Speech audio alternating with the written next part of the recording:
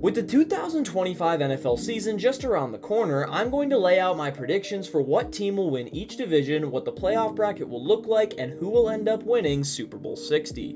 So let's start off in the AFC East, where I have the Buffalo Bills once again emerging as conference champions. I think the Dolphins will put together a good season and compete for that top spot, but there's no way around it, the Bills are one of the best teams in football. Josh Allen is poised for another incredible season, and I think their defense will be even better this year with the additions of Joey Bosa, Maxwell Hairston, TJ Sanders, and Landon Jackson. The Bills should not only take the AFC East, but be a major Super Bowl contender by the end of the regular season. The AFC North is a close race between the Baltimore Ravens and Cincinnati Bengals, who are two teams that have only gotten better this offseason. That said, I think I still need to give the slight edge to the Ravens to win the division. The Bengals always seem to get out of the gate slow, and that ultimately sets them back by the end of the year. I see that being an issue again this year, and the Ravens are not a team you want to give that type of advantage to. Offensively, they'll have one of the best run games in football once again with Lamar Jackson, Derrick Henry, Justice Hill, and a returning Keaton Mitchell. Additionally, they made it a point to address their defense over the offseason, namely in the draft. The likes of Malachi Starks, Mike Green, and Aeneas Peebles are going to emerge as stars for them defensively this year and form one of the most dangerous units in football. Not to mention the addition of DeAndre Hopkins to their offense, which has made that unit even more dangerous. Next, we'll move to the AFC West, which I think is going to be one of the closest races in the league. There are three teams I can see winning the division, with the Chiefs, Broncos, and Chargers all rolling out some seriously strong rosters this year. I think the Chargers' offense will be formidable behind the run game, but their defense is going to hold them back in a major way and ultimately eliminate them from this race. So that leaves us with the Chiefs and Broncos. The Chiefs would be the obvious pick, as they've won this division for nearly a decade straight now, and as long as they have Mahomes starting games for them, they always seem to hold the advantage. That said though, their roster is aging fast.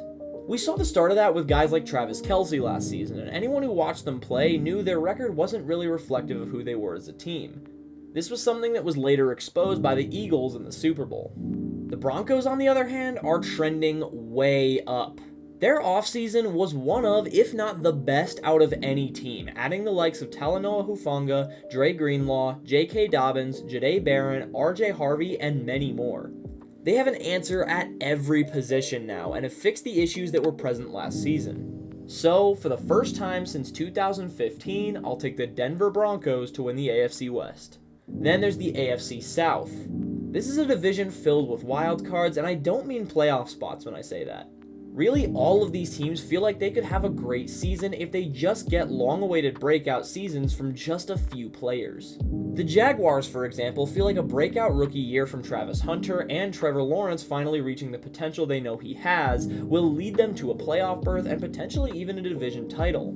The Colts feel the same way about the likes of Anthony Richardson, Tyler Warren, and Josh Downs, and even the Titans feel like they have a high ceiling behind first overall pick Cam Ward. That said though, the Houston Texans are still in the best position to win this division, and they're going to be my pick to do so. The injury to Joe Mixon stings, but I think Nick Chubb will have a bounce back year and pick up the slack well. Additionally, I think CJ Stroud will be back to a similar level of play to his rookie year, and as long as their defense can find some consistency and stay that way throughout the season, I see no issue for them winning the division title. Next, let's move to the NFC and start with the East there as well. I have the Eagles winning the division once again, and despite the direction the Commanders are trending, I feel pretty safe with this pick. The Eagles won the Super Bowl last season for one reason. They have no glaring issues. There's not many teams you can actually say that about, and the Eagles have mastered the art of depth. Their incredible draft classes have given them depth at every position to a level where you don't particularly have to lean on one individual player at any time to win games. As a complete unit, they are able to execute efficient offense, then turn right around and smother teams on defense. I don't think Saquon Barkley will live up to his performance of last year, but once again, they have the luxury of not counting on it. This team is just as complete as they were last year, and it's going to be a tall task to beat them at any point in the season. Next, we'll move to the NFC North, where I have the Lions repeating as division champs. This could be a pick that turns out to be a disappointment, as they are tasked with replacing two of the best coordinators in the league from last season. There's no real telling how the new schemes will actually play out on the field, but one thing that's for sure is they still have all the on-field talent to reach success. They experienced very little player turnover, with their secondary being the only real spot where that's the case. They did a solid job of addressing it in my opinion, however, adding Georgia safety Dan Jackson in the draft, and then making bigger splashes in free agency with the likes of DJ Reed, Avonte Maddox, Rock Ya-Sin, and Khalil Dorsey. They still remain the most complete team in the North, especially on offense, and while I could see the changes to the coaching staff posing issues, it's nothing I'd count on to outweigh the star power of this team. Next is the NFC South, where it's been a mixed bag ever since Brady's retirement. It's been viewed as one of, if not the weakest division in the NFL for several years now, but has seen some decent playoff success. That success has come by way of the Tampa Bay Buccaneers, and they are who I have winning the division once again. I think the race at the top between them and the Atlanta Falcons is going to be even closer than it was last year, and honestly, I could even see the Panthers posing a threat if they can finally get a breakout year from Bryce Young. That said though, the Buccaneers are just above the level of play of this division in my opinion. Baker Mayfield has solidified himself as a top 10 quarterback over the last 2 years, and with a receiver core consisting of Mike Evans, Chris Godwin, first-round pick Emeka Egbuka, Trey Palmer, and Jalen McMillan, along with Cade Otton and Bucky Irving holding down the tight end and running back positions, they are going to have their way with defenses this year. And while their defense could be an issue, I don't see it being anything that costs their team substantially. As for how they'll do against teams outside their division, it's hard to tell, and I think that we'll find out that identity early in the year, but when it comes to the South, I see no reason for their reign to end. Finally, it's the NFC West, which will be one of the closest division races of the year. The Rams have been a consistent force at the top of that race for several years now, and with the addition of Davante Adams to their offense, they're going to be right back in it this year.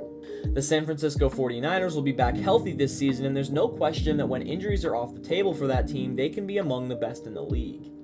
The Cardinals had a great defensive draft class, and with Kyler Murray and Trey McBride leading the offense, it feels like a breakout year is coming soon for them. The Seahawks probably stand the lowest chance at contending for the division, but if they can replicate the same play from Sam Darnold that the Vikings were able to get last year, it could swing their fortunes greatly alongside their stout defense. With all that said, I'm going to take the Niners to win the division. As I said, they can be among the best teams in the league when healthy. If they can stay that way, their offense will be borderline unstoppable with the amount of weapons at Brock Purdy's disposal. Additionally, their front seven will be among the best in the league, and their secondary could come around if they get a few diamonds in the rough from their new additions.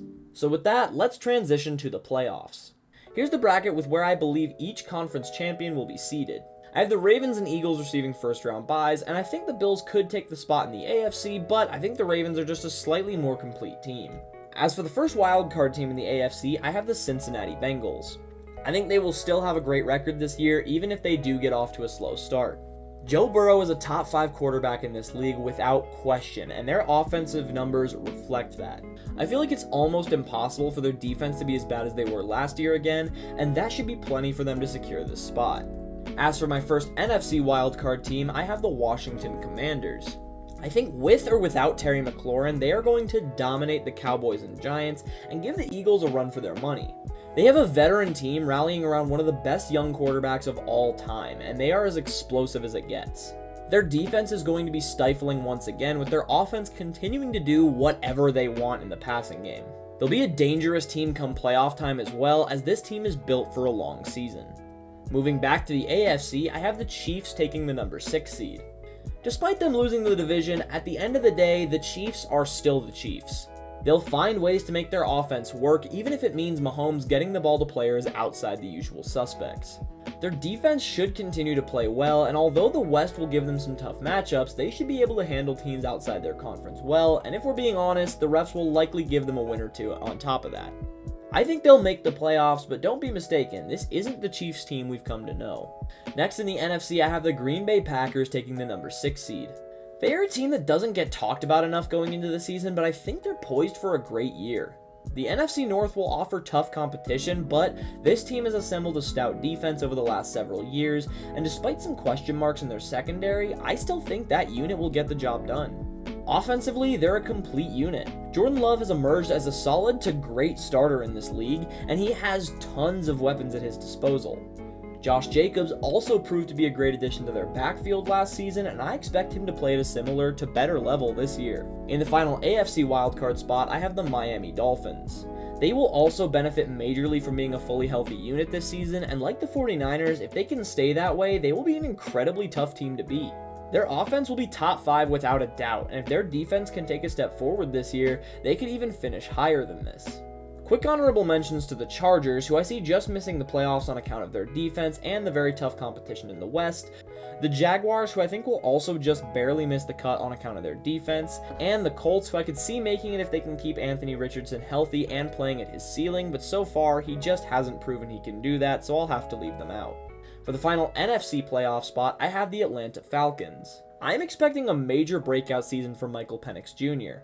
He looked very good at the end of last season in his limited action, and he is spoiled with weapons at his disposal as well, and I expect his play to elevate all of theirs. Their defense has been sneakily good over the last few years as well, and with those two put together, I think they'll have an improved season in the NFC South. As for the teams I left off, the Rams were very close, but the West will just be too hotly contested in my opinion, and I think they'll just miss this spot by a game or two. The Vikings also retain a lot of players from last year, but personally, I am not buying the JJ McCarthy hype. I think the offense is going to struggle with him at the helm, and while their defense will be solid again, I don't see them being what it was last year. A few other teams I could see coming close are the Bears, Panthers, and Cardinals, but much like the Colts, they are relying on a breakout year from several key players, something I'm just not willing to bet on. Now time to see how the playoffs shake out. We'll start with the AFC bracket and then move to the NFC. First is the wild card round, and we start with the Houston Texans facing the Cincinnati Bengals. The Texans are one of those teams who I think will be a benefit of a weak conference, and I think they'll struggle mightily to stop the Bengals offense. They'll answer with some of their own, but I gotta take the Bengals moving on. Next is the Denver Broncos taking on the Kansas City Chiefs in an AFC West clash on wild card weekend. I think they'll split the regular season series, but with this game being in Denver and the Broncos being the better team overall in my opinion, I'll take the Broncos to defeat the Chiefs in a passing of the torch moment for the AFC West. Next is another divisional clash between the Bills and Dolphins. This is a matchup we've seen before, and I don't think it's going to be much different this year. The Bills are a complete force of a team, and they have stars in areas where the Finns have question marks. Additionally, it's well noted that Miami struggles mightily in cold weather. This was seen in their last playoff trip where they looked like shells of themselves and it led to a first round exit. I think that'll be the case again this year, so give me the Bills advancing. Next is the AFC divisional round, and we start with the Ravens taking on the Bengals in our third divisional matchup of the first two rounds. I think this will be a game where the Ravens prove why they are the number 1 seed. Their defense will give Joe Burrow and company just enough trouble for the Ravens offense to capitalize. It won't need to be much either, as the Ravens offense will pick apart the Bengals defense in a variety of different ways and ultimately advance to the AFC Championship. Next is the Bills and Broncos in a rematch of the 2024 AFC wildcard round. I expect this one to be a much closer matchup, as the Broncos are a significantly more complete team since their last meeting. I think this will somewhat catch the Bills off guard and put them at an early disadvantage. I expect the Broncos to run the heck out of the ball and their defense to really be the ones who win the game for them, so give me Denver over Buffalo. In the AFC title game, they will really be put to the test though, as they have to go through the Baltimore Ravens. I think this is where their good fortune runs dry though, as they will struggle to be effective in the run game, and when they move to the passing attack, the lockdown Ravens secondary flat out won't allow it. Additionally, I think the Ravens will give the Broncos defense way too many different looks to catch up with, so give me the Ravens on their way to Super Bowl 60. Let's pivot back over to the NFC now. First is the San Francisco 49ers facing the Washington Commanders.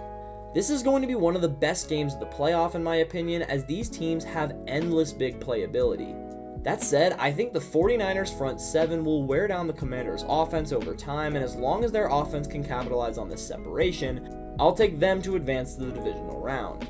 Next is the Tampa Bay Buccaneers taking on the Green Bay Packers. This offensive battle is going to be one for the ages, as I expect these teams to move the ball at will and this game to come down to a late shootout. That said, out of the two teams, I have more faith in the Packers defense to get crucial stops late in the game. While it won't be many, it'll be just enough for their offense to get the advantage and advance them to the NFC divisional round. To end off the wildcard round, it's the Lions taking on the Falcons in what I actually expect to be a defensive battle. I think these offenses will struggle to get things going, and whichever defense can limit the most damage will emerge victorious. Of the two, the Lions offense would be the one that I'd expect to give the most trouble, and they're an offense that's built to deal damage late into games. When it comes to the fourth quarter and both teams are getting tired, I expect the Lions to outlast and hang on for the win. Then there's the divisional round between the Eagles and Packers. The Eagles will be major favorites in this game, but I personally think the bye week is going to hurt them. It's exactly what we saw with the Lions last year, and a large reason the Eagles were able to make it to and win the Super Bowl was the fact that they were able to establish a rhythm and stay in it. They won't have that luxury this year, and I think the Packers are a much better team than their seed indicates. So, in a massive upset, give me Green Bay to the NFC title game. Then we have the Lions and 49ers in a rematch of the AFC Championship from 2 seasons ago. The Lions lost that game due to late mistakes, but I don't see them making the same ones again. Additionally, it's become a rarity for the 49ers to be healthy by this point in the year, and while I certainly think they'll be much healthier at this point than they were last season, I still expect them to be missing a key player or two, and their absence to be felt in a major way. If the Lions can just keep weathering the storm like they did in the wild card, I'll take them to advance to the NFC title game. In that NFC title game, we'll see a slugfest only fit for the NFC North. I expect both run games to be relied upon heavily and each defense needing to step up and stop it. Personally though, I think the Lions will struggle to do that. The Packers, on the other hand, will be prepared to do just that, especially after having seen Detroit's run game twice in the season already. It'll be a major heartbreak for Lions fans, but give me the Packers heading to the Super Bowl. So Super Bowl 60 will feature the Baltimore Ravens and Green Bay Packers. Two NFL staples in a hard-hitting matchup that will see the tougher team persevere. And in my opinion, this is just the matchup the Ravens are built for. They have incredible depth in the backfield, and they can lean on it to chip away at and wear down the Packers' defense in a way the Lions weren't able to. Their defense should also be able to get enough stops for their offense to do this, so give me the Baltimore Ravens as my Super Bowl 60 champions. Thank you all for watching. Let me know in the comments what you would change and who your Super Bowl pick is for this season. Also, let me know of any video ideas you have or any players, leagues, or teams you'd like me to cover. Make sure to hit that subscribe button, and other than that, take care.